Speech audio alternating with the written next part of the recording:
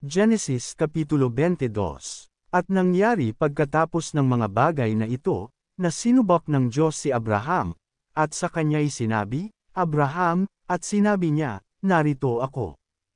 At kanyang sinabi, kunin mo ngayon ang iyong anak, ang iyong bagtong na anak na si Isaac, na iyong minamahal at pamaron ka sa lupain ng Moriah, at ihain mo siya roong handog na susunugan sa ibabaw ng isa sa mga bundok na aking sasabihin sa iyo. At si Abraham ay bumainggong maaga, at inihanda ang kanyang asno, at ipinagsama ang dalawa sa kanyang mga alila, at si Isaac na kanyang anak, at nagsibak ng kahoy para sa haing susunugan, at bumangon at naparoon sa dakong sinabi sa kanya ng Diyos. Nang ikatlong araw ay itiningin ni Abraham ang kanyang mga mata at natanong niya ang dakong yaon sa malayo.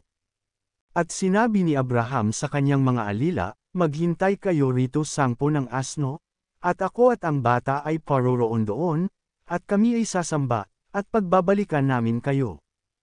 At kinuha ni Abraham ang kahoy ng handog na susunugan, at ipinasan kay Isaac na kanyang anak, at dinala sa kanyang kamay ang apoy at ang sandang, at sila'y kapwa yumaong magkasama. At nagsalita si Isaac kay Abraham na kanyang ama, na sinabi, Ama ko, at kanyang sinabi, narito ako, anak ko. At sinabi, narito, ang apoy at ang kahoy, ngunit saan naroon ang korderong pinakahandog na susunugan?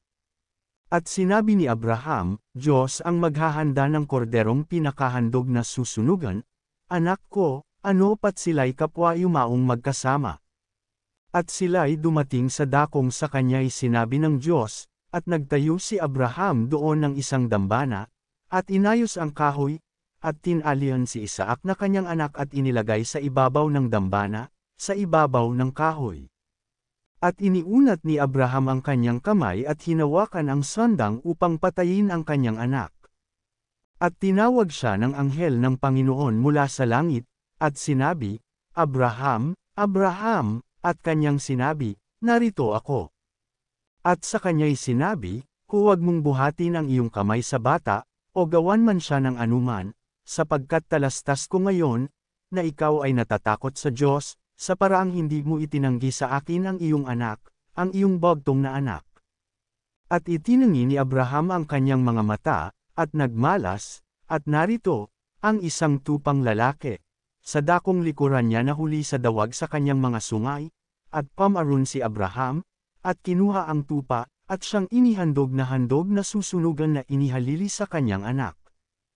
At pinanganlan ni Abraham ang dakong yaon, ng Jehovah Jireh, gaya ng kasabihan hanggang sa araw na ito, sa bundok ng Panginoon ay mahahanda. At tinawag ng anghel ng Panginoon si Abraham na ikalawa mula sa langit.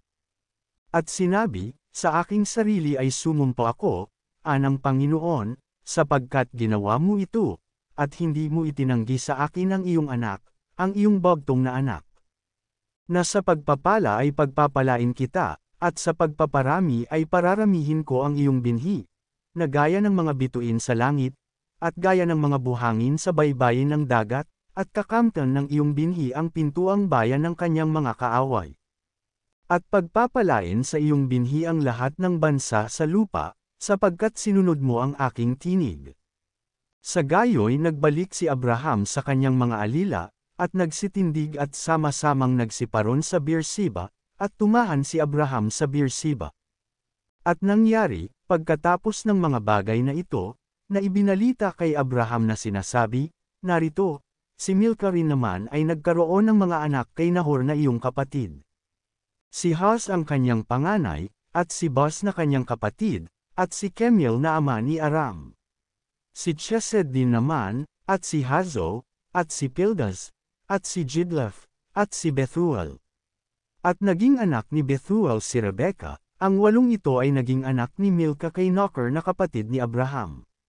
At ipinanganak din naman ang kanyang babae na tinatawag na Reuma, si Tiba, at si Gaham, at si Taas at si Maacha.